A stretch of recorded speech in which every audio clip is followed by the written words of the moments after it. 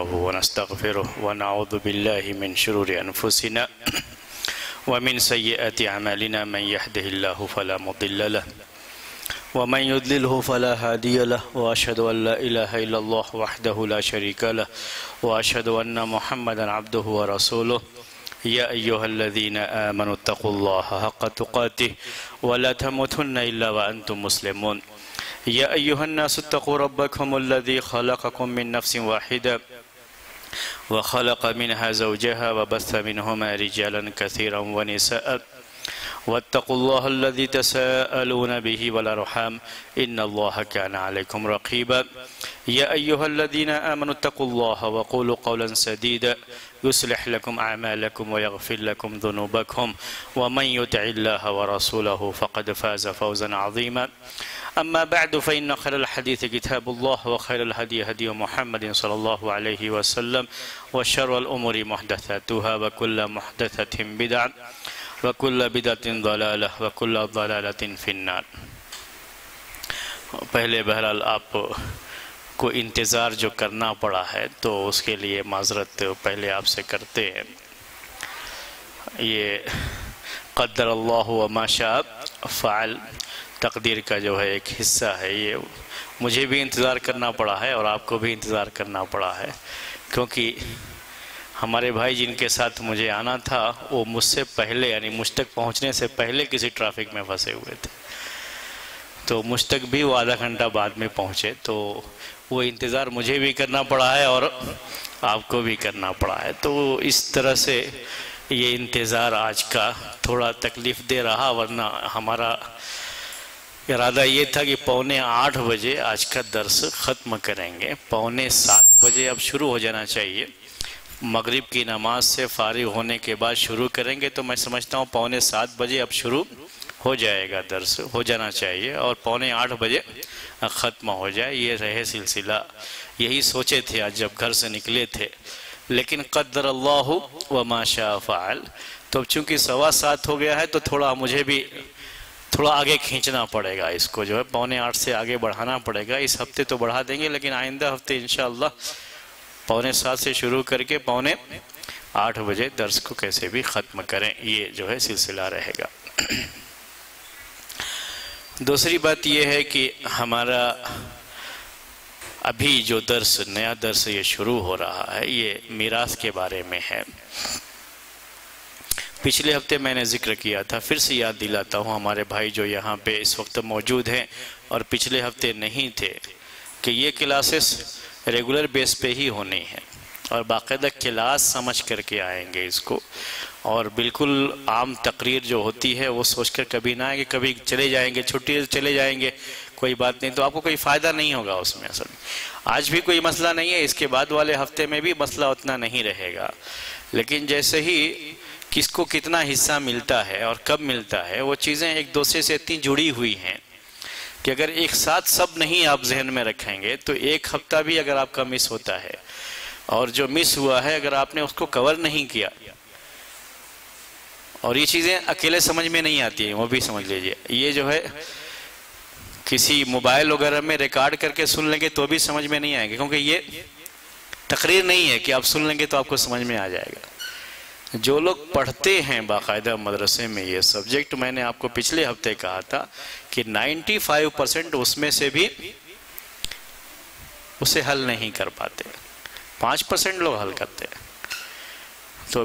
تو جب کلاس میں بیٹھ کر کے معاملہ ہوتا ہے تو یہ حالت ہوتی ہے، اس لیے بہت اس کا خیال کرنا پڑتا ہے۔ آپ ایک کے بعد ایک جیسی ترتیب چلتی جائے گی اس کو ذہن میں بیٹھاتے جائیں گے، اس کو الگ نہیں کرنا ہے آپ کو کہ جو ہے وہ جو ہو گیا تو ختم ہو معاملہ، ایک اینٹ دوسری اینٹ سے جڑی ہوئی، ایسی پوری عمارت تعمیر ہونے تک سب اینٹیں ایک دوسرے سے جڑی ہوئی رہیں گے، یہ دروس ایک دوسرے سے جڑے ہوئے رہیں گے۔ کبھی بیچ کا کوئی درس سن کر کے آپ چاہیں گے کہ پہلے والا اور بعد والا سمجھ لیں تو نہیں ہوگا،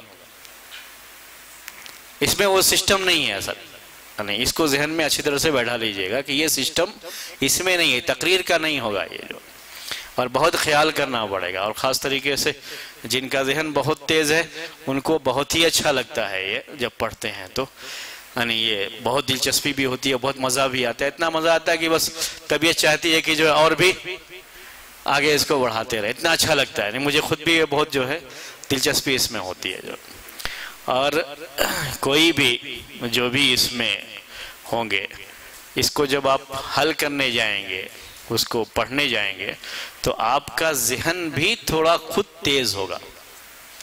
یعنی یہ تو علمی جو فائدہ ہے وہ ہے ہی، ساتھ میں ہمارے جو نوجوان ساتھی بیٹھے ہوئے ہیں، میں کہہ رہا ہوں کہ آپ کا یہ ذہن بھی اس سے خود تیز ہوتا ہے، یہ سوچنے کی صلاحیت اس میں بڑھتی ہے۔ یہ ایسے ہے، اچھا یہ ایسے، اس کو ایسے کرنا ہے، اس کو ایسے کرنا ہے، میتھمیٹک کی طرح سے اس میں بعض چیزیں ہوتی ہیں اور اس کو ذہن میں اس لحاظ سے بیٹھانا پڑتا ہے جو ہے۔ تو بہت خیال کر کے اس کا آپ جو ہے اس کو کنٹینیو کیجئے گا، اور امید یہی ہے کہ آپ اس کو حاصل کرنے کی پوری کوشش کریں گے۔ آسان بہت ہے، آسان بہت ہے، اس میں کوئی چیز بیٹھ کے یاد نہیں کرنا پڑتا ہے، بس ذہن میں بیٹھانا ہوتا ہے۔ ذہن میں بیٹھانے کے لیے کلاس میں ہی بیٹھ کر کے، جب کلاس میں ہو تو پوری کوشش کرنی پڑتی ہے کہ ایک دم ایک سیکنڈ کے لیے بھی ہماری توجہ دوسری طرف نہ جائے، مکمل استاد کے ساتھ رہنا پڑتا ہے، اور استاد سے ہی سیکھ سکتے ہیں، اکیلے بیٹھ کے اس کو نہیں سیکھ سکتے آپ جو۔ یہ کبھی مطالعے سے کتاب پڑھ کے حاصل نہیں ہوتی چیز، یہ چیز سن کر کے بھی حاصل نہیں ہوگی۔ یہاں تک کہ جو لوگ ویڈیو اس کا دیکھیں گے بعد میں، اگر ویڈیو ہونے کے باوجود بھی، ان کو بھی اتنا سمجھ میں نہیں آئے گا۔ یہ بالکل استاد کے ساتھ ہی سمجھنے کی چیز ہوتی ہے یہ، اور اس سے پوری کوشش کرنی پڑتی ہے، اور اس کا خیال کیجئے گا۔ اس کے لیے میں نے یہ تمہید آپ کے سامنے رکھ دی ہے، یہ بتانے کے لیے نہیں کہ یہ مشکل ہے، بلکہ یہ بتانے کے لیے کہ اس کے سیکھنے کا طریقہ کیا ہے۔ اس کو استاد کے ساتھ بیٹھ کے سیکھنا پڑتا ہے، اس کا سیکھنے کا طریقہ یہی ہے جو۔ تو اب میں آپ کے سامنے میراث کے تعلق سے اب یہ شروعات ہو رہی ہے، درس کی شروعات ہو رہی ہے۔ تو سب سے پہلا ہمارا جو ٹاپک ہے یہ ٹاپک ہے، اس کو کوئی سن کر کے بھی حاصل کر سکتا ہے، سن کر کے بھی اس کو یہ معلوم ہو سکتا ہے، کوئی مسئلہ نہیں ہے۔ یہ ہے کہ میراث کا نظام کیسے رہا ہے۔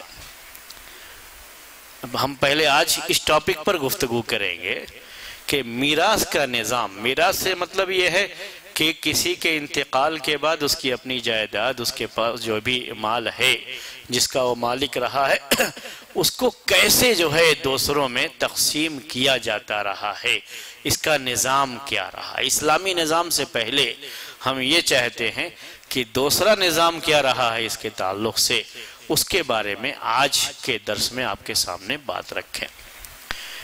جیسے آپ توحید کے بارے میں یہ بات جانتے ہیں کہ توحید کی اہمیت انسان کو اس وقت معلوم ہوتی ہے جب وہ شرک جانتا ہو۔ شرک کے بارے میں کیوں پڑھتے ہیں؟ توحید کی اہمیت تبھی واضح ہوگی آدمی کی، ورنہ جن کو شرک کا پتہ ہی نہیں ہے ان کے پاس توحید کی اہمیت نہیں ہوتی ہے۔ تو عمر بن خطاب رضی اللہ تعالیٰ عنہ کہتے تھے لوگوں سے کہ اسلام کے ماننے والوں میں کمزوری کب آئے گی؟ جب اسلام میں ایسے لوگ پیدا ہوں گے جن کو شرک کا پتہ نہیں ہے۔ یہ صحابہ جنہوں نے اسلام قبول کیا تھا، یہ سب پہلے شرک میں تھے اور اسلام میں آئے تھے، ان کو اس کی اہمیت پتہ تھی۔ آج بھی ہمارے وہ بھائی، میں اپنے جو ان بھائیوں سے ملتا رہتا ہوں جو پہلے شرک میں تھے اور اب توحید میں آئے ہیں، وہ اکثر یہ ذکر کرتے رہتے ہیں کہ جو ہے بہت بڑی اللہ کی نعمت دولت ہے کہ اس نے ہم کو اس ماحول سے الگ کر لیا اور یہ نعمت ہم کو دے دی۔ تو ان کو زیادہ اس کی اہمیت کا پتہ ہوتا ہے ان کے مقابلے میں جنہوں نے کبھی شرک نہ دیکھا ہے نہ جانا ہے۔ تو یہ میراث میں بھی اسلامی نظام جو میراث کا ہے اس کی اہمیت کو جاننے کے لیے یہ ضروری ہے کہ ہم پہلے جو نظام تھا میراث کا اس کے بارے میں جانیں۔ تو تھوڑی سی گفتگو آج ہماری اس کے بارے میں ہوگی کہ پہلے میراث کا کیا نظام تھا، کیسے چلتا تھا یہ جو ہے نظام۔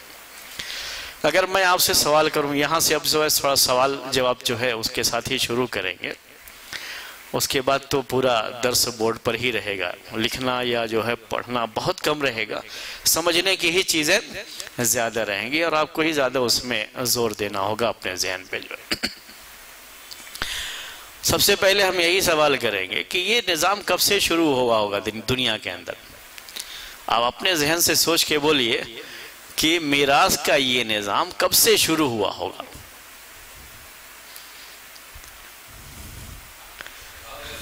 ہاں، آدم علیہ السلام سے شروع ہوا ہوگا، ہاں یہی نا؟ خود ذہن میں یہ بات آ رہی ہے کہ یہ نظام کب سے شروع ہوا ہوگا؟ آدم علیہ السلام سے شروع ہوا ہوگا، ذہن میں یہ بات آ رہی ہے، کیونکہ یہ اس کا تعلق اس سے ہے کہ ایک آدمی کا انتقال ہوتا ہے تو انتقال ہونے کے بعد اس کی جو بھی جائیداد ہے، جو بھی مال ہے، اس کے بارے میں کوئی نہ کوئی نظام تو ہونا چاہیے۔ اگر نظام نہیں رکھیں گے تو یہ ہوگا کہ کسی نے کچھ بنوا کر کے قبضہ کر لیا، کسی نے کچھ بنوا کر کے قبضہ کر لیا۔ کبھی دیکھیں گے کہ آپ کہیں زمین خالی ہوئی پڑی رہتی ہے اور لوگ کچھ بنا کر کے اس پہ قبضہ کر لیتے ہیں۔ کوئی نظام اگر نہیں رہے گا تو ظاہر سی بات ہے کہ اس میں جھگڑا پیدا ہونے کا، لوگوں میں اختلاف پیدا ہونے کا امکان بڑھ جاتا ہے، وہ چیز زیادہ ہوگی۔ تو شروع سے ہی یہ چیز رہی ہے کہ کسی کے انتقال کے بعد اس کی جائیداد کن کو جائے گی، اس کا مال کس کو جائے گا۔ تو میراث کا یہ نظام بالکل اتنا ہی پرانا ہے جتنا پرانا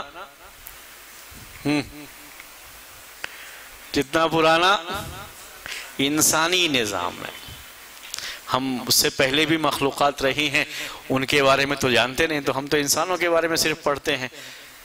فرشتے بھی ہیں، فرشتوں میں میراث کا سسٹم نہیں ہے، اور جن ہیں دوسری جو ہے مخلوق، جن بھی انسانوں سے پہلے ہیں۔ اب ان کے یہاں کیا سسٹم ہے وہ جن لوگ آپس میں بات کر لیتے ہوں گے، ہمیں اس کے بارے میں ضرورت نہیں ہے سوچنے کی۔ ہم کن کے بارے میں کریں گے؟ انسانوں کے بارے میں۔ تو انسانی آبادی چونکہ آدم علیہ السلام سے شروع ہوتی ہے تو یہ نظام بھی اسی زمانے سے جڑا ہوا ہے۔ یقیناً اس وقت کوئی نہ کوئی نظام رہا ہوگا کہ یہ کہاں کس کو، کون اس کا وارث بنے گا، کس کو یہ چیز ملے گی، اور تب سے یہ نظام چلا آ رہا۔ نظام میں اپنی طرف سے کچھ چیزیں لوگ، یعنی ایک تو اللہ کا نظام ہوتا ہے، اللہ تعالیٰ یہ نظام نازل فرماتا ہے، اپنے نبی کے پاس وحی بھیجتا ہے، اس وحی کے ذریعے سے اللہ تبارک و تعالیٰ کا یہ نظام انسانوں میں آتا ہے۔ یہ تو ایک نظام ہے، اور ایک نظام یہ ہے کہ انسان یہ خود مل کر کے کبھی بنا لیتے ہیں بیٹھ کر کے۔ تو شروعات جب بھی ہوئی ہوگی اس کی، اس ہدایت کی روشنی میں ہوئی ہوگی جو اللہ تبارک و تعالیٰ نے نازل فرمائی، اس زمانے کے لحاظ سے وہ ہدایت نازل فرمائی۔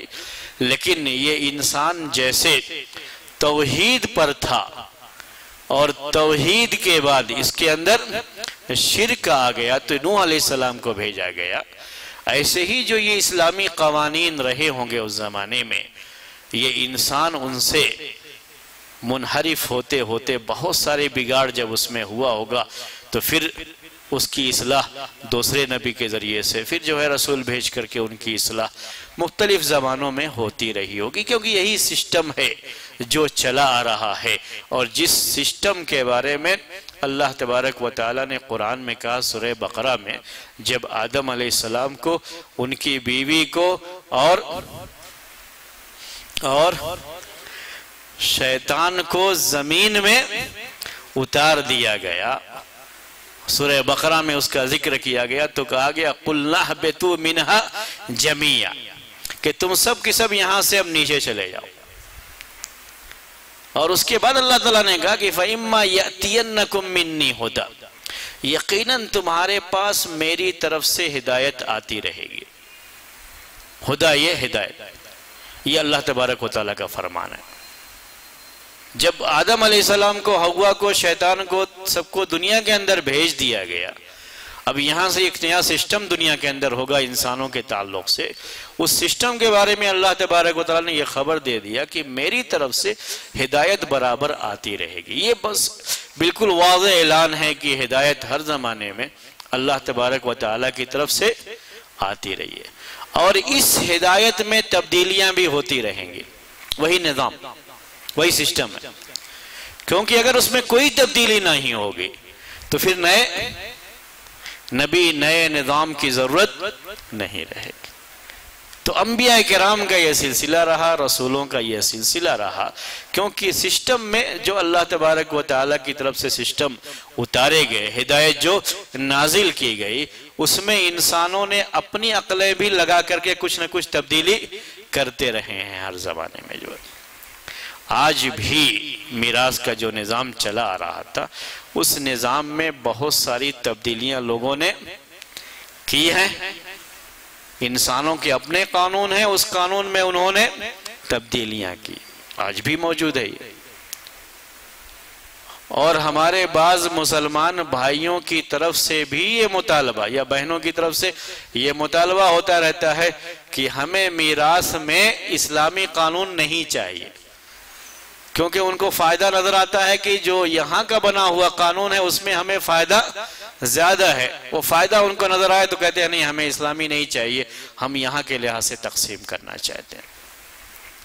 یہ چیزیں لوگوں کے ذہن میں پیدا ہو جا رہی ہیں، ہمارے اپنے بھائی اور بہنوں کے ذہن میں پیدا ہو رہی ہیں۔ تو اب ان حالات میں بہرحال ہمیں یہ معلوم ہونا چاہیے کہ اسلامی نظام کیا ہے، اور جس وقت قرآن میں اللہ تبارک و تعالیٰ نے یہ حکم نازل فرمایا تھا، اس وقت مکے میں، مدینے میں، عرب کے اس علاقے میں کیا نظام تھا، جسے جاہلی نظام کہا جاتا ہے۔ میراث کا جاہلی نظام کیا تھا؟ زمانے جاہلیت سے مراد وہی زمانہ ہوتا ہے جو اللہ کے رسول صلی اللہ علیہ وسلم کی بعثت سے پہلے کا زمانہ، اس کو زمانہ جاہلیت کہتے ہیں، اور اس نظام کو جاہلی نظام کہا جاتا ہے۔ تو اس جاہلی نظام میں کیا تھا؟ تو آج کے درس میں ہم یہی آپ کے سامنے ذکر کریں گے کہ اس وقت نظام کیا تھا، اسلام میں کیا آیا، اس کے بارے میں کیا نظام آیا، اور کیا چیزیں قرآن میں نازل کی گئی، اللہ کے رسول صلی اللہ علیہ وسلم نے اپنے صحابہ کے سامنے ذکر کی، اور پھر آج کے اس دور میں جسے ہم نئی جاہلیت کہتے ہیں، نئی جاہلیت میں پھر کیا تبدیلی کر دی گئی، اس میں کیا اس کو بدلا گیا ہے، آج کے اس نظام میں کیا جو ہے فرق ہے، جاہلی نظام کیا تھا، آج کا نیا جاہلی نظام کیا ہے، اور اسلام کا نظام کیا ہے میراث کے تعلق سے جو ہے۔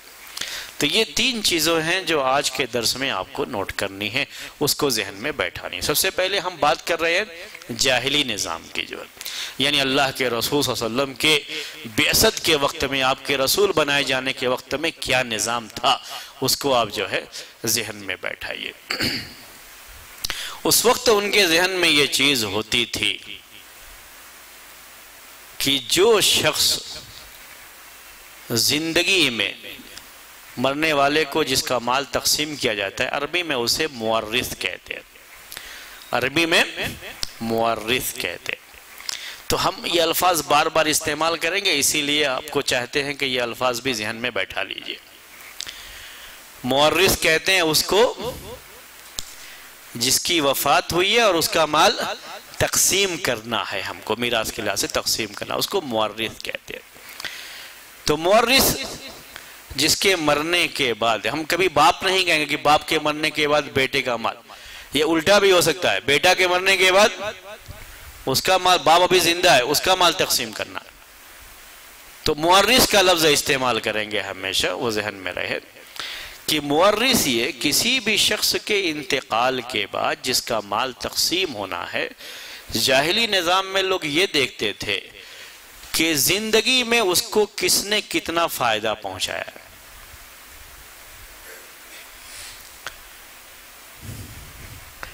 ذہن میں رکھیے گا، میں نے اب آپ سے کہا کہ یہاں سے تھوڑا آپ کو یہ اصل اس نظام کی بنیاد کس پر تھی کہ زندگی میں کس نے کتنا فائدہ پہنچایا ہے اس مورث کو،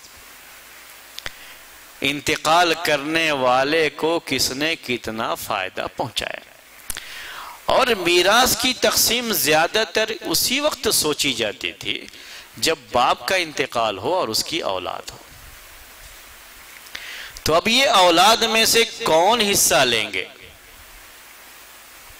کس کو حصہ ملے گا، کس کو نہیں ملے گا، وہ کبھی یہ نہیں سوچتے تھے کہ ساری اولاد حصے دار ہوگی، بلکہ ان کی سوچ اس پر تھی کہ کس نے کتنا فائدہ پہنچایا ہے۔ تو باپ کے انتقال کے بعد اس کی اولاد میں سے، تھوڑی دیر کے لیے آپ اسی کو آپ ذہن میں رکھیے کہ باپ کا اگر انتقال ہوا ہو اور اس کا مال تقسیم کرنا ہے تو اس کی اولاد میں سے زندگی میں باپ کو کس نے فائدہ پہنچایا ہوگا؟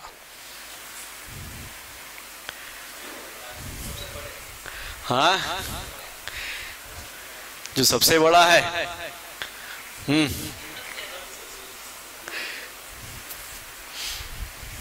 کس نے فائدہ پہنچایا ہوگا؟ جس نے خدمت کیا ہو۔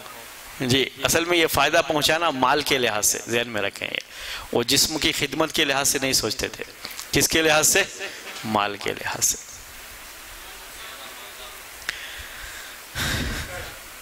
ہاں، وہ لڑکا اس زمانے کے لحاظ سے، اصل میں اس زمانے کو ذہن میں رکھیے گا، اس زمانے میں لوگوں کی کمائی کیا ہوتی تھی۔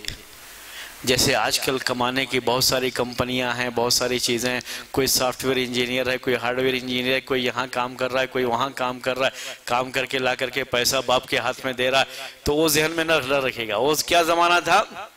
یہ سب چیزیں تو بالکل نہیں تھی۔ ان کی کمائی کیا ہے؟ قبیلوں کا نظام تھا، حکومت بھی نہیں تھی، قبائل کا نظام تھا۔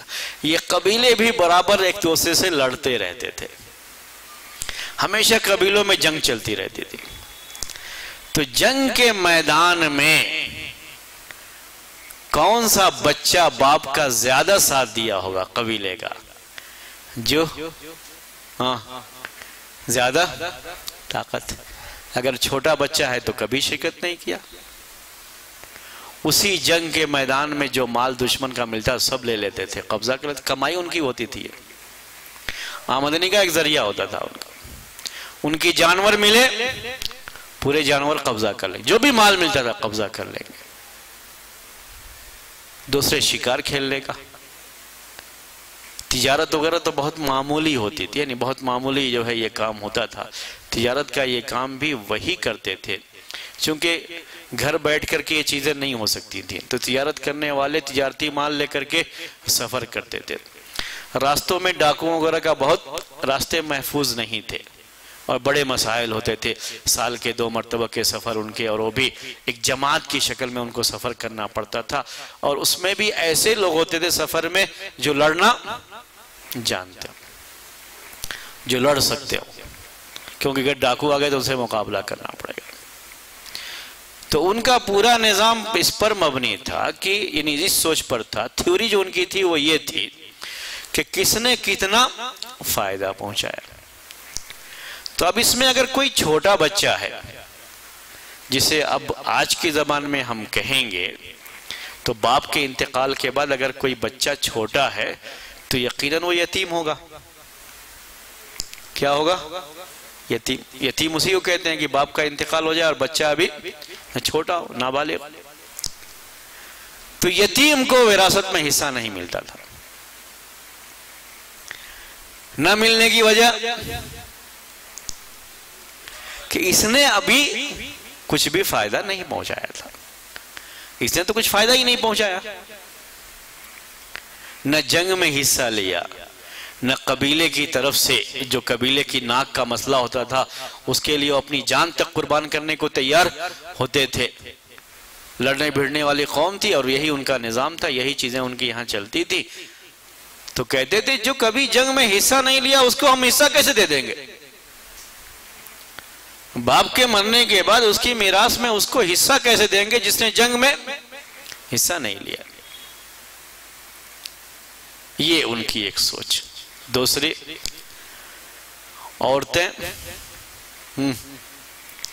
جنگ میں حصہ نہیں لیتی تھی، وہ نہیں لے سکتی، اس میں اس زمانے کے نظام میں نہیں تھا۔ وہ کما کر کے باپ کو فائدہ نہیں پہنچا سکتی۔ اور میں نے ابھی آپ کو ذکر کیا تجارت بھی جو ہوتی تھی وہ اتنا راستہ، یعنی ایک جگہ بیٹھ کر کے تجارت کا تو وہاں اس زمانے میں سسٹم نہیں تھا۔ جیسے آپ دکانیں وغیرہ روڈ پر دیکھتے ہیں تو یہ تو اس زمانے میں بالکل تھی نہیں چیزیں۔ وہ تو کبھی قافلہ آ گیا مال بیچنے والا تو جا کر کے اسی وقت لینا پڑتا تھا قافلے سے۔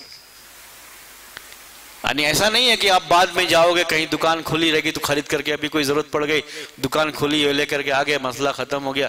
یہ اس زمانے میں نہیں تھا. اس زمانے کو سوچنا پڑے گا آپ کو جو ہے ذہن میں اسی زمانے کو لانا پڑے گا. بعض چیزیں لوگ آج کے زمانے کے لحاظ سے سوچتے ہیں تو پریشان ہوتے ہیں. جب بھی قرآن میں یا حدیث میں اس زمانے کے لحاظ سے کوئی بھی بات پڑھتے ہیں تو ہم کو کیا سوچنا پڑتا ہے؟ اسی زمانے میں جانا پڑتا ہے. جب آپ اس زمانے میں جا کے سوچیں گے تو آپ کو کوئی پریشانی نہیں ہوگی. جمعے کے دن آپ قرآن میں ایک آیت پڑھتے ہوں گے سنتے ہوں گے اور وہ صحیح بخاری کی حدیث میں اس کا ذکر بھی ہے. وہ آیت یہ ہے وَإِذَا رَأَوْا تِجَارَةً أَوْ لَهْوًا انفضوا الیہا وترکوک قائما. سنتے نہیں؟ اس کا معنی کیا ہے اردو میں کہ جب انہوں نے تجارت کو دیکھا ایک ایسی چیز جو اللہ کے ذکر سے غافل کر سکتی ہے. اللہ اسی لحاظ سے کہا گیا. اللہ کہتے ہیں عربی میں اس چیز کو جو کسی اور چیز سے آدمی کو پھیر دیتی ہے غافل کر دیتی ہے. کہا کہ جب وہ چیز دیکھی تو کیا ہوا؟ یہ لوگ چلے گئے ادھر اور آپ کو کھڑے ہوئے چھوڑ دیا. وَتَرَكُوكَ قَائِمًا. صحیح بخاری میں یہ بات ہے کہ اصل اللہ کے رسول صلی اللہ علیہ وسلم جمعے کے دن خطبے کے لیے کھڑے ہوئے اور اسی دوران ایک قافلہ آ گیا تھا تجارت کا. تو صحابہ کرام جو آپ کے سامنے بیٹھے ہوئے تھے وہ سب کی سب چلے گئے سوائے 12 آدمی. یعنی وہ ایک تعداد ہے کہ اتنے لوگوں کو چھوڑ کر کے وہ چند صحابہ ابوبکر جو ہے عمر رضی اللہ تعالیٰ عنہما اور دوسرے بعض صحابہ یہ لوگ رہ گئے تھے. بقیہ سب چلے گئے تھے. آپ آج اس کا تصور کریں گے؟ بولیے. تھوڑی دیر کے لیے پوچھتا ہوں میں آپ کو. اب آپ کیا سوچ رہے ہوں گے؟ کیا ہم سے بھی گئے گزرے تھے صحابہ کرام کہ اللہ کے رسول کو ایسے ہی چھوڑ کے وہ چلے گئے؟ جو آپ سوچ رہے ہیں کہ نہیں؟ ذہن میں بات آئے گی یا نہیں آئے گی؟ یقیناً آئے گی. کیونکہ ہم اپنے زمانے کے لحاظ سے سوچ رہے ہیں اس کو کہ چلو ٹھیک ہے اگر کچھ لا کر کے بچا تو ہم بعد میں کسی اور دکان سے خرید لیں گے. ہم یہ سوچیں گے. ابھی اس زمانے میں ایسے دکانیں نہیں ہوتی تھی کہ جو ہے آپ کبھی بھی گئے تو دکان سے سامان خرید کر کے لائیں گے گھر کی ضرورت پوری ہو جائے گی. ایسا کوئی سسٹم نہیں تھا اس زمانے میں. یا تو بازار لگتے تھے یا وہ بھی بازار کے بھی موسم ہوتے تھے. ہر وقت بازار نہیں لگتا تھا. اس کے موسم ہوتا تھا اسی موسم میں وہ بازار بھی لگتا تھا. اور اس طرح سے قافلہ آ گیا تو جیسے ہی قافلہ کے آنے کی خبر سنتے تھے لوگ ویسے ہی فوراً کی اگر نہیں پہنچے ابھی تو بعد میں نہیں ملے گا. اس کو آپ ذہن میں رکھ لیے تو پھر آپ کو وہ آیت سمجھنے میں پریشانی نہیں ہوگی. تو شکل وہاں یہ تھی. نظام کے لحاظ سے شکل یہ تھی.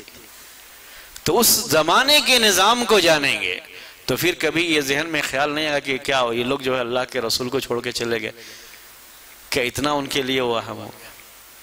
نہیں, وہ مسئلہ ہی ایسا ہوتا تھا کہ اگر فوراً نہیں گئے ختم ہو گیا تو نہیں ملے گا بعد میں. پھر کسی اور قافلے کے آنے کا انتظار کرنا پڑے گا. تو جن کی ضرورتیں بڑی سخت ہوتی ہیں ان کو ایسے موقع پر یہ کرنا پڑتا ہے. وہ ایک انسانی فطرت ہے, انسانی طبیعت ہے. اس طبیعت کے لحاظ سے ان سے وہ چیز ہوئی اور کوئی وہ پوری چیز کو ذہن میں رکھیں گے تو کبھی بھی آپ کے ذہن میں کوئی غلط بات نہیں آئے گی, کوئی غلط چیز نہیں آئے گی. کیا وہ لوگ چھوڑ کے چلے گئے؟ نہیں. ابھی بھی میں آپ سے کہوں کہ میں یہاں بیٹھا ہوا ہوں اور آپ کو جو ہے کچھ پڑھا رہا ہوں اور اگر آپ چند لوگ چھوڑ کے بقیہ سب جو ہے کسی چیز کو سن کر کے فوراً چلے جائیں کوئی کھیل تماشا جو ہے تو مجھے بھی برا لگے گا. اور آپ کے بارے میں تصور نہیں کر سکتا کہ آپ جا سکتے ہیں ایسا چھوڑ کر کے. نہیں جائیں گے کیونکہ جو چیز بھی اس وقت ہو سکتی ہے وہ بعد میں آپ کو مل سکتی ہے. ابھی نظام میں ایسی چیز ہی نہیں ہے کہ مسئلہ ایسا ہے کہ اگر ابھی نہیں ہوا تو بعد میں نہیں ملے گی. یہ چیز وہ نہیں باقی رہ گئی. تو آیتوں کو حدیثوں کو اسی زمانے کے لحاظ سے سمجھنا ہوتا ہے جس زمانے میں ان آیتوں کا نزول ہوا ہے، تو پھر پریشانی نہیں ہوتی ہے۔ اسی لیے قرآن کی تفسیر صرف عربی زبان پڑھ کر کے نہیں کی جاتی ہے، بلکہ تفسیر کے لیے جیسے اور بھی بہت سی چیزیں ضروری ہیں، ویسے یہ بھی ضروری ہے کہ آپ کو اس زمانے کے حالات کا پورا علم ہونا چاہیے جس زمانے میں یہ آیتیں نازل ہوتی رہی ہیں۔ تو بات اب ہم آگے بڑھاتے ہیں وہ میراث کے تعلق سے۔ تو اس زمانے کے نظام کو سمجھنے کے لیے، اس زمانے میں جو لوگوں نے نظام بنایا تھا وہ اس زمانے کے حالات کے لحاظ سے کیسا تھا کہ جس نے جنگ میں حصہ نہیں لیا، باپ کو جس کا انتقال ہوا ہے یا جو بھی مورث ہے اس کو فائدہ نہیں پہنچایا اس لحاظ سے زندگی میں، تو اس کے چھوڑے ہوئے مال میں سے وہ کیوں لے گا؟ ان کا نظام اسی سوچ پر تھا۔ اسی لیے جو بڑے بیٹے ہوتے تھے یا جو بڑا بیٹا ہوتا تھا، اگر ایک ہی ہے تو بڑا بیٹا وہی وارث بنتا تھا، چھوٹے بچے وارث بیٹا ہونے کے نہیں، ایسا نہیں صرف بیٹا اور بیٹی کا مسئلہ، یہاں کیا ہے بیٹا ہونے کے باوجود بھی اگر یہ بیٹا چھوٹا ہے جو جنگوں وغیرہ میں شریک نہیں ہو سکتا تھا، جس نے اپنی کمائی کے لحاظ سے باپ کو زندگی میں کوئی فائدہ نہیں پہنچایا ہے، اس کو یہ لوگ میراث میں حصہ نہیں دیتے تھے، کوئی بھی طریقے میں اس کو حصہ نہیں ملتا تھا۔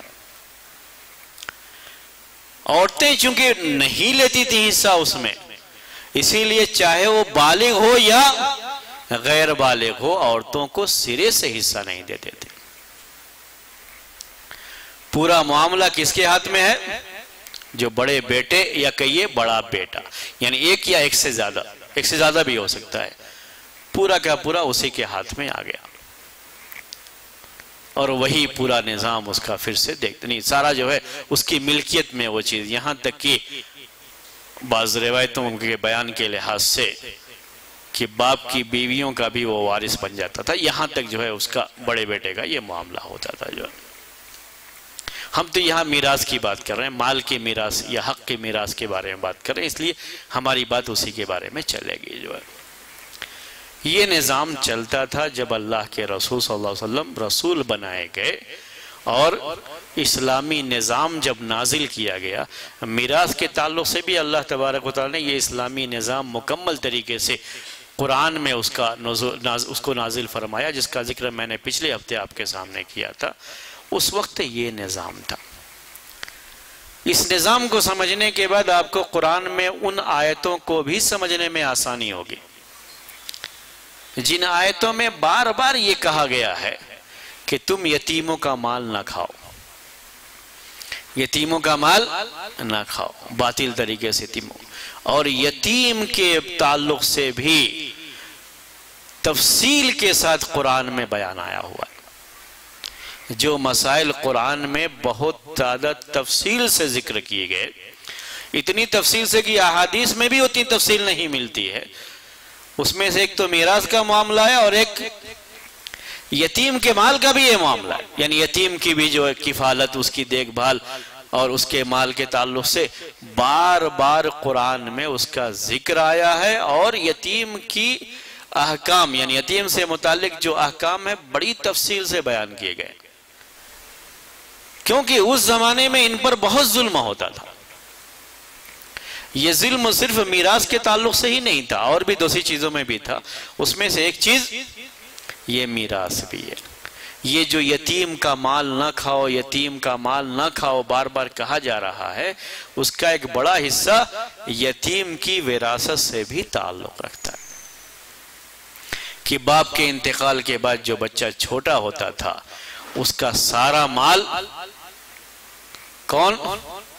جو اس کا بڑا بھائی ہوتا تھا، باپ کا بڑا بیٹا ہوتا تھا یا بڑے بیٹے، تو وہ سب جو ہے یہ کمزور ہے، کچھ جانتا بھی نہیں یا کچھ کر بھی نہیں سکتا، تو اس کی کوئی حیثیت نہیں رہتی تھی۔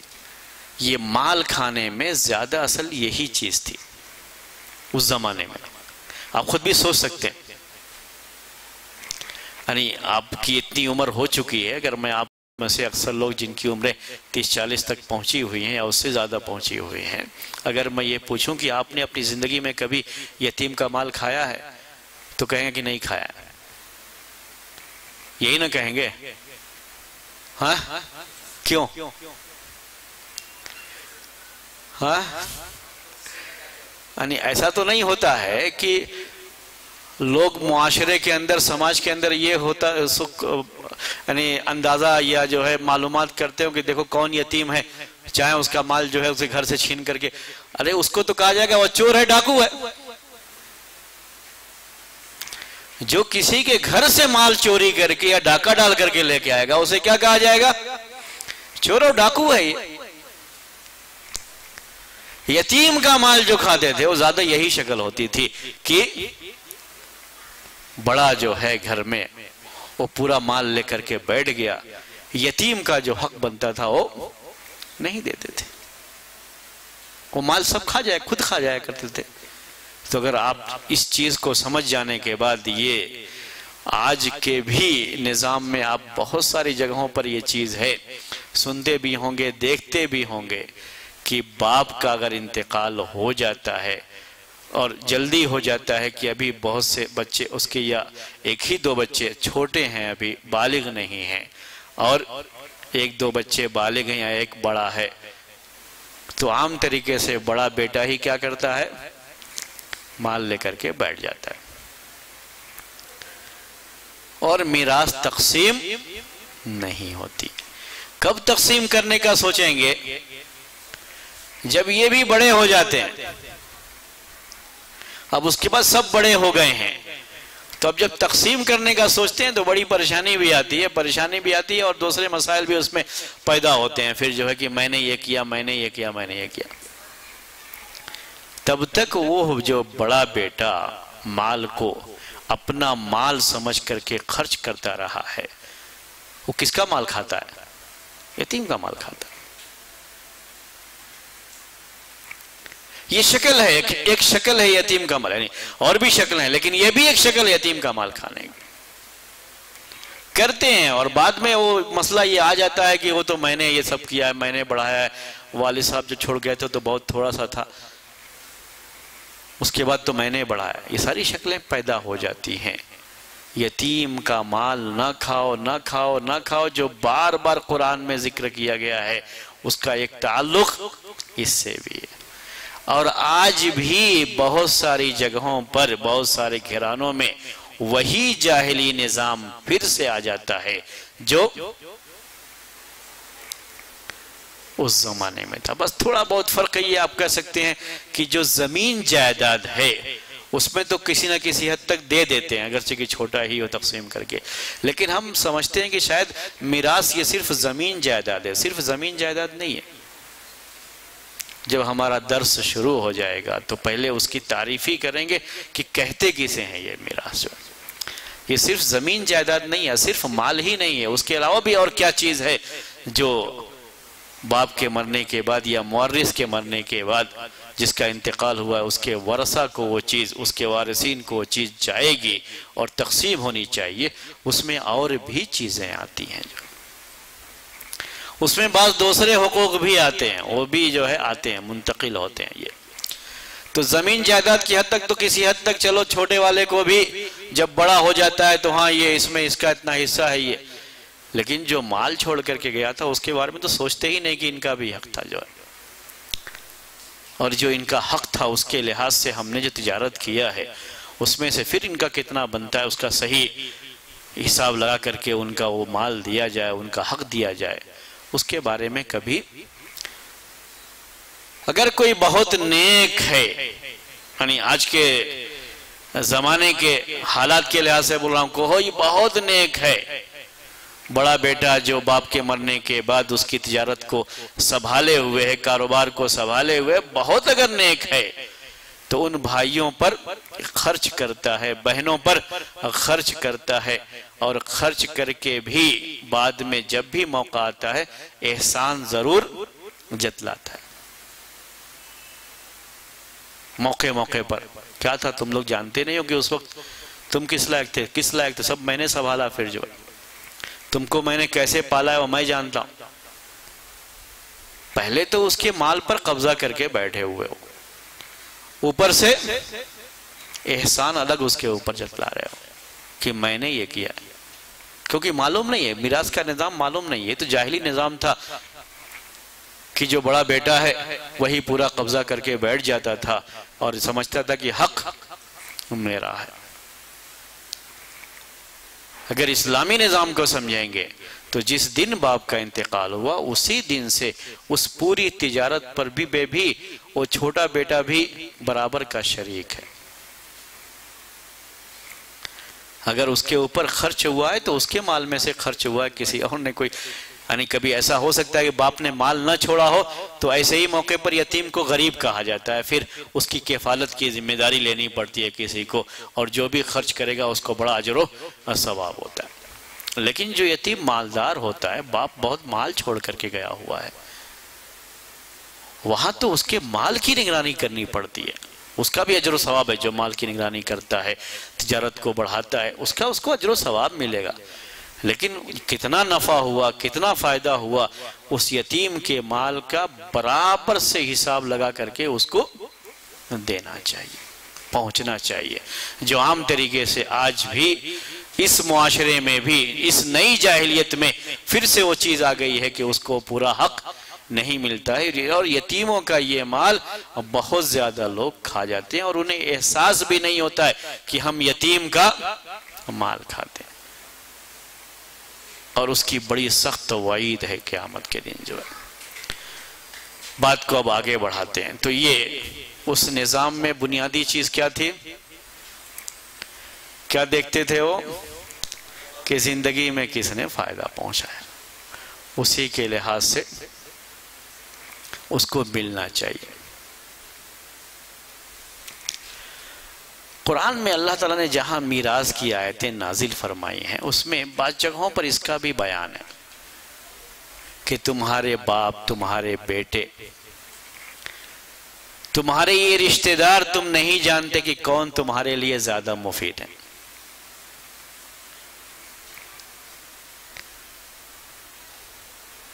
تمہیں پتہ نہیں ہے کہ تم کو زیادہ نفع پہنچانے والے کون ہیں. یہ بات ہے. اب کیا آپ اس کو بتا سکتے ہیں کہ کیسے اس کو نہیں پتا ہے کہ کون زیادہ نفع پہنچانے والا ہے؟ ہاں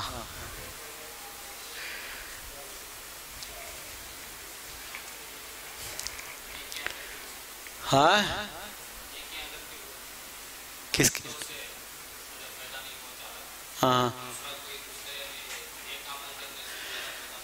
یعنی ہو سکتا ہے جب باپ کا انتقال ہوا تو وہ چھوٹا بچہ تھا اور اس کے مقابلے میں ایک بڑا تھا جس نے زندگی میں تو بہت فائدہ پہنچایا ہوگا باپ کو، کیونکہ وہ بڑا تھا، اور یہ چھوٹا تھا، اس نے کچھ فائدہ نہیں پہنچایا. لیکن یہ چھوٹا بچہ جو بڑا ہو کر کے باپ کے انتقال کے بعد باپ کے لیے صدقہ خیرات، باپ کے لیے نیکیاں، باپ کے لیے دعائیں، ہو سکتا ہے جتنا یہ کرے، جتنا یہ فائدہ پہنچائے اس کے مرنے کے بعد اتنا، بڑے نے تو زندگی میں فائدہ پہنچایا تھا، مرنے کے بعد بھی اتنا پہنچائے گا. کون زیادہ پہنچائے گا؟ کون جانتا ہے اس کے بارے میں؟ کون جانتا ہے؟ اللہ جانتا ہے. تم نے دنیاوی فائدہ تو دیکھ لیا، لیکن ابھی آگے کون کس کو کتنا فائدہ پہنچائے گا اس کے بارے میں کون جانتا ہے؟ اللہ تعالیٰ بہتر جانتا ہے. ایک تو فائدہ پہنچانے کی یہ بات تھی. تو مطلب میرے کہنے کا یہ ہے کہ جاہلی نظام میں جو فائدہ پہنچانے کا تصور تھا وہ تصور بھی بڑا ناقص تصور تھا جو صرف دنیا کے لحاظ سے تھا. اس میں کبھی آخرت کی بات وہ تو سوچ بھی نہیں سکتے تھے اور وہ سوچ تھی بھی نہیں. لیکن اسلامی سوچ کے لحاظ سے آخرت کے فائدے کو اولیت دی جاتی ہے، اور اس کے بارے میں تو کسی کو نہیں معلوم اللہ تعالیٰ کے علاوہ. اس کے بعد دوسری چیز یہ ہے، اس نظام میں جو خرابی تھی اس میں یہ تو دیکھا گیا تھا کہ کون کتنا فائدہ پہنچایا، لیکن اس میں یہ نہیں دیکھا گیا تھا کہ کس کو مال کی کتنی ضرورت ہے.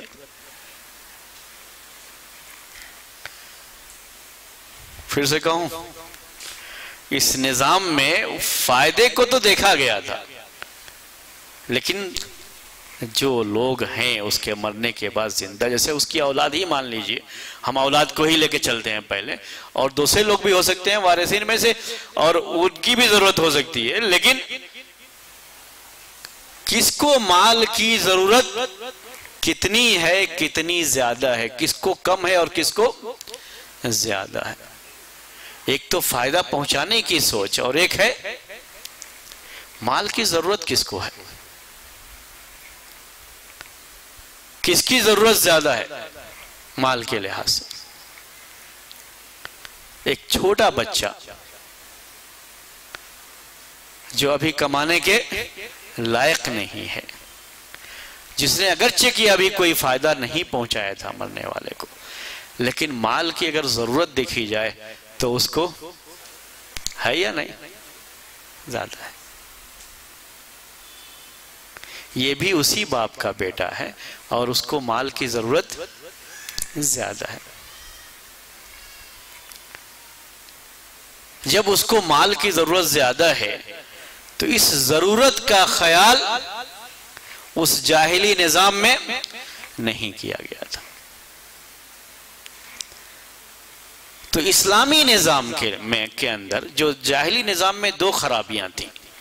ایک خرابی کیا تھی کہ انہوں نے جو فائدہ دیکھا، یہ فائدہ صرف دنیا کے لحاظ سے دیکھا تھا، اور فائدے کا تصور جو تھا ان کا بڑا ناقص تھا، صحیح تصور نہیں تھا۔ یہ خرابی یہ تھی، اور دوسری خرابی یہ تھی کہ انہوں نے فائدہ دیکھا، وارثین کی ضرورت نہیں دیکھی تھی اس میں۔ کون کتنا قریب تھا مرنے والے سے اور کتنا فائدہ پہنچائے گا، یہ ایک چیز سوچنے کی تھی میراث میں، اور دوسری چیز کیا تھی کہ جو لوگ ابھی زندہ ہیں ان کی ضرورت کتنی ہے۔ اسلام نے فائدے کے تصور کو بھی ذرا بڑھا کر کے دیکھا، کیونکہ اللہ تعالیٰ کا یہ نظام ہے کہ کسی کو نہیں معلوم کہ کون کس کو کتنا فائدہ پہنچائے گا۔ اس لیے فائدہ پہنچانے کے لحاظ سے اگر بڑے بیٹے کو حصہ ملتا ہے تو چھوٹے کو بھی اس میں کوئی فرق نہیں کیا جائے گا، کیونکہ اس کو بھی یہ آگے چل کر کے کتنا فائدہ پہنچا سکتا ہے کسی کو پتہ نہیں ہے۔ جس کا یہ وارث بنا ہے، جس کے ذریعے سے، جس کے انتقال کی وجہ سے اس کو یہ میراث ملی ہے، یہ مال ملا ہے، اس کے دل میں ایک بات آئے گی کہ ان کی طرف سے مجھے ملا ہے، اللہ تعالیٰ نے نظام بنایا ہے، چلو ان کے حق میں دعائیں کریں، صدقہ خیرات کریں۔ زبان سے دعائیں بھی نکلتی ہیں اور صدقہ خیرات بھی ان کے حق میں، وہ فائدہ پہنچاتا رہے گا، اور اس کی ضرورت بھی زیادہ ہے کیونکہ ابھی وہ کمانے کے لائق نہیں ہے، جبکہ بڑا بیٹا کمانے کے لائق ہے، وہ خود کما سکتا ہے، خرچ کر سکتا ہے۔ یہ ایک چیز تھی، اور فائدہ پہنچانا، فائدے کا بھی خیال کیا گیا ہے اسلام کے اندر کہ کتنا قریب تھا وہ میت سے اور کتنا اس نے فائدہ پہنچایا۔ اور دوسری چیز بھی دیکھی گئی ہے، وہ کیا ہے؟ اس کی اپنی ضرورت، اور ان سب کو سامنے رکھ کر کے اسلام کا پورا یہ میراث کا نظام ہے۔ اور جب یہ پوری بات ذہن میں رکھیں گے، ضرورت اور کتنا فائدہ پہنچایا، تب آپ کو اسلام کا یہ نظام مکمل طریقے سے عادلانہ نظام لگے گا، آپ کو انصاف پر مبنی نظام لگے گا۔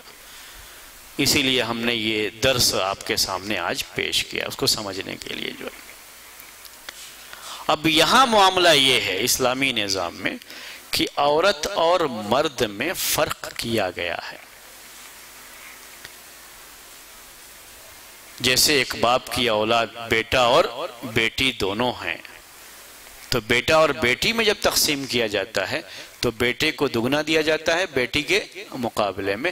قرآن میں اس کو بہت واضح لفظوں میں بیان کیا گیا کہ لِلذَّكَرِ مِثْلُ حَظِّ الْأُنثَيَيْنِ، کہ مذکر کو دو مؤنث کے برابر حصہ، یعنی ایک مؤنث سے دگنا ملے گا، آپ کہہ سکتے ہیں۔ تو ایک بیٹی کو جتنا حصہ ملتا ہے اس کے دگنا بیٹے کو ملتا ہے.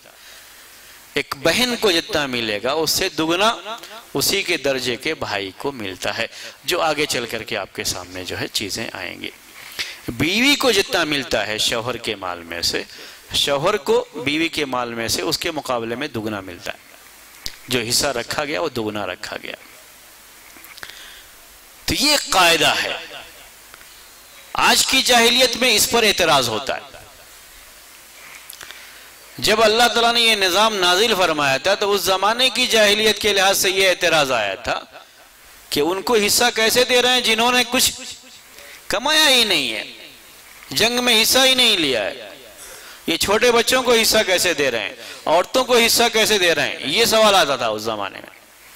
اب آج کیا آ رہا ہے کہ عورتوں کو کم کیوں دے رہے ہیں؟ تو ایک نئی جاہلیت، اس جاہلیت سے الگ جاہلیت، ایک نئی جاہلیت آج کے زمانے میں ہے جو سوال بن کر کے ہمارے سامنے کھڑی ہو جاتی ہے. اور ہمارے بھائیوں اور بہنوں کے سامنے بھی یہ سوال آتا ہے. وہ بھی یہ پوچھتے رہتے ہیں، کہتے رہتے ہیں. تو اس نظام کو سمجھ لیجئے جس پر اسلامی نظام میراث قائم ہے، اسلامی میراث کا جو نظام ہے اس کو آپ سمجھ لیجئے. تو نہ اس زمانے کی جاہلیت نہ اس زمانے کی جاہلیت، کسی زمانے کی جاہلیت سے اس پر کوئی اعتراض نہیں آتا. دو چیزیں، فائدہ اور ضرورت. فائدے کے لحاظ سے ایک بیٹی اگر اس نے کچھ کما کر کے اپنی زندگی میں اپنے باپ کو یا اپنی ماں کو فائدہ نہ پہنچایا ہو، مان لیجئے تھوڑی دیر کے لیے، ورنہ آج کل کے زمانے میں تو عورتیں بھی کما لیتی ہیں تو وہ بھی اس لحاظ سے فائدہ پہنچا سکتی ہیں، نہ پہنچایا ہو، لیکن کیا یہ ایک بیٹی ہونے کے لحاظ سے ان کی خدمت کر کے یا ان کے لیے دعائیں، اس کے پاس جو بھی مال وغیرہ آتا ہے تھوڑا بہت اس میں سے ان کے حق میں صدقہ خیرات کر کے کیا وہ ان کو فائدہ نہیں پہنچائے گی؟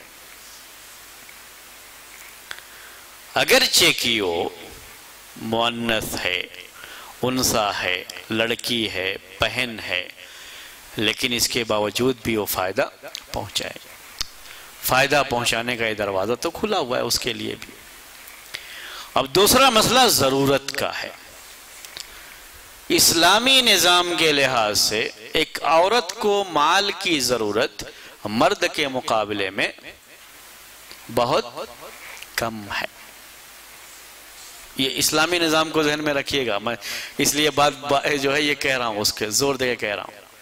یعنی عام اس کے لحاظ سے تو ابھی آج کا جو زمانہ ہے اس میں تو سب کے برابر کی ضرورت ہے، لیکن اسلامی نظام کو سمجھیے گا کہ اسلامی نظام میں عورت کو مال کی ضرورت نہیں پڑتی ہے یا بہت کم پڑتی ہے.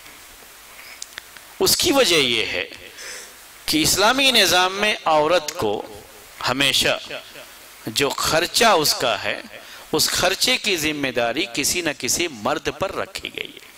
اس لیے میں نے کہا آپ کو کہ اسلامی نظام سے سوچیں گے تو آپ کو یہ بات سمجھ میں آئے گی. اگر بیوی ہے تو اس کے پورے خرچے کی ذمہ داری اس کے شوہر کی ہے. اسی لیے یہ بات کہی جاتی ہے کہ جو شوہر خرچہ نہیں دے رہا ہے بیوی کا، اس کو اس کی بیوی کا شوہر کہلانے کا حق ہی نہیں بنتا ہے. کہ جو اس کی ذمہ داری ہے کہ پورا خرچہ دے اس کا، اس نے کبھی ذمہ داری کو نہیں سمجھا تو پھر شوہر کس بات کا ہو. اگر بیوی ہے تو بیوی کی پوری ذمہ داری کس کے اوپر ہے؟ اس کے شوہر کے اوپر. چاہے اس کا کھانا ہو، پینا ہو، کپڑا ہو، اس کا علاج ہو، اس کا رہنا سہنا ہو، اس کی جو بھی اور ضروریات ہوتی ہیں، چھوٹی بڑی جو ضروریات گھر کی ہوتی ہیں، یہ پوری ضروریات کون؟ اس کا شوہر دیکھے گا. ہمیشہ ذمہ داری مرد کی ہوتی ہے. اسلامی نظام میں خرچے کی ذمہ داری مرد کی ہوتی ہے. اگر باپ ہے تو بیٹی پر خرچے کی ذمہ داری، یعنی اس کی شادی اگر نہیں ہوئی ہے تو کون خرچ کرے گا؟ باپ. اس کے اوپر واجب ہے یہ خرچہ کرنا ہے اس کو. باپ نہیں ہے، اس کا بڑا بھائی ہے، وہ جو ہے اس کے خرچے کو سنبھالے گا.